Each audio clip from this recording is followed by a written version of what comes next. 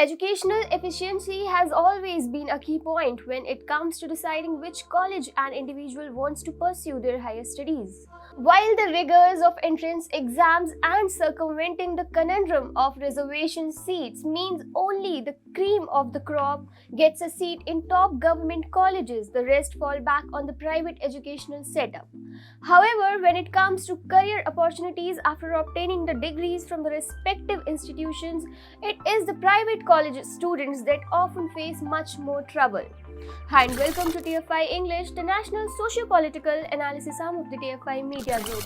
I'm your host Tanya, and in this video I'll explain why the right to evaluate its own students must be snatched from the colleges. Let's begin. A major theme that runs through their grievances of the students from private institutes is that their grades are inflated. There is anecdotal evidence and collective adherence to this thought of school amongst the recruiters that students from the private institutes have it easy when compared to their competition from the government colleges. Although private colleges across the country have already established their own evaluation systems, the students that come through their screening process to the real world where employment opportunities are scarce tend to have a hard time competing with their peers.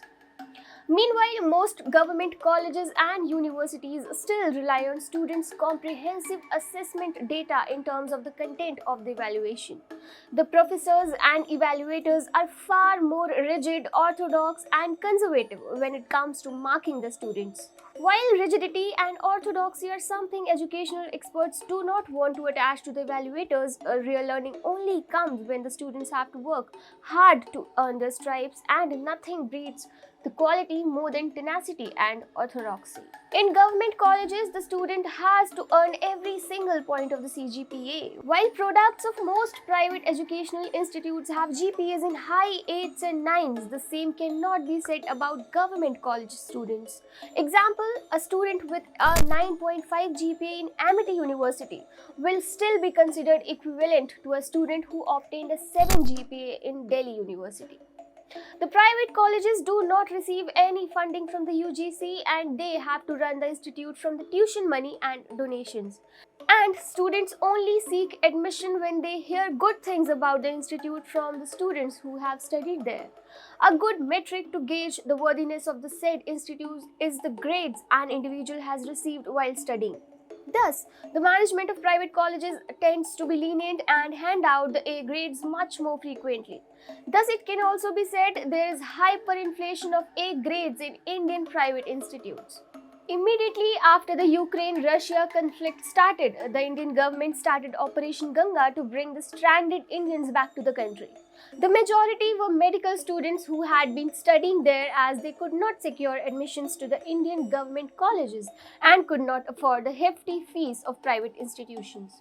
However, according to estimates, nearly 4,000 students with medical degrees from Ukraine take the foreign medical graduate examination each year, but only about 700 pass. In 2019, 25.79% of foreign graduates cleared the FMGE, while the percentage was 14.68 in 2020 and 23.83 in 2021.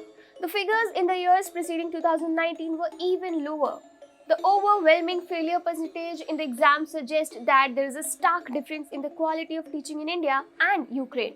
A similar parameter can be drawn for the gulf of quality in teaching between Indian private and government colleges. The right to evaluate a student should be made a level playing field. The students at private colleges can complete the syllabus according to the course content provided by the management. However, the final exams and the evaluation can be outsourced from a single authority such as UGC or AICTE.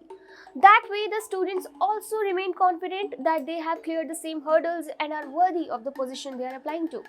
Currently, most students have to unlearn a lot of concepts after obtaining their degrees and start the tedious process of studying again. The precious time of the youth is wasted in trying to acclimatize to the hiring climate, and all because the colleges did not have the same arena for everyone to complete, or they did not allow the students to dance to their potential.